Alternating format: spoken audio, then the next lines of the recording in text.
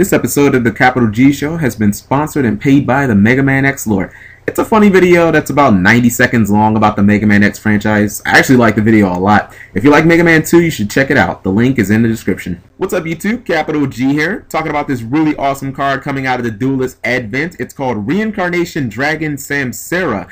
It's a Dark Dragon Synchro monster, which is just shocking because it's like, isn't the Duelist Advent when they start doing like pendulum summons and it's like you're still releasing synchros? Like, wow, I'm shocked. I thought you would have just given up on synchros. But you know, Star Eater came out not too long ago, and I mean, he's a fucking boss, so you know, I guess that synchros will live. Its effect, or excuse me, level 5, 100 attack, 2600 defense. It requires one tuner plus one or more non-tuner monsters to summon, so yay for being generic.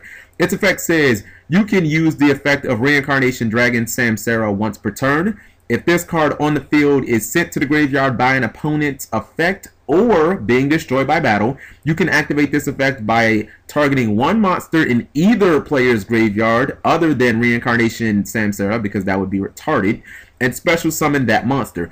Okay, so Samsara can't do a lot of damage by himself, but this card still easily qualifies for dope as fuck status in my book, and here's why. Okay, first off, it lets you potentially summon from your opponent's graveyard. Like, there's what, maybe only a handful of cards in the entire game let you do that, and even less if you count the ones that aren't shitty.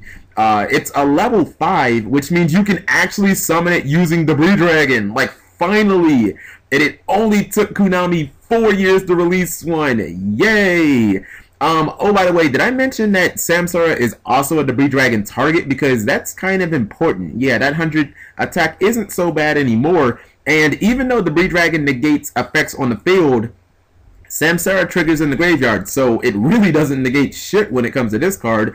Oh my goodness, like, thank God that Trishula is like only a thing in the OCG, right? Like, level eater loops for days, son. Anyways, speaking of loops, Samsara, please meet your new best friend. That is Light Pulsar Dragon, because essentially, this card combos to death with Light Pulsar. Like, when you die, you summon Light Pulsar, and when Light Pulsar dies, he summons you, and I'm sure at some point Red Eyes Metal gets involved and your opponent just rage quits. So the one obvious glaring weakness that this card does have is it has really, really low attack, and I'm assuming Konami did that to balance it.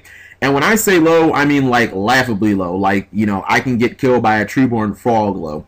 You know, but at least it does make up for it. You know, it has 2600 defense, which is still pretty damn incredible. So at least it's practical. I mean, if you're not going to give me any offense, at least give me a stellar defense.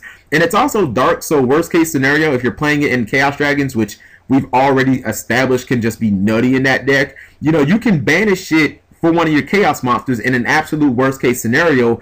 Otherwise, I'd probably want to keep it in the graveyard, because once you summon it off Red Eyes, then, I mean, it just gets crazy. Or you can just leave it in the graveyard, and if Light Pulsar dies, you can summon that back, and oh, you guys know the whole drill. So let me know what you think of this card. I think it's really awesome, and the one unfortunate thing is it has, in the art, it has Monster Reborn. It has the Monster Reborn logo on its chest, so maybe Monster Reborn is never coming back. Who knows? Let me know what you guys think of that, too. Thanks for watching. Subscribing makes life happy.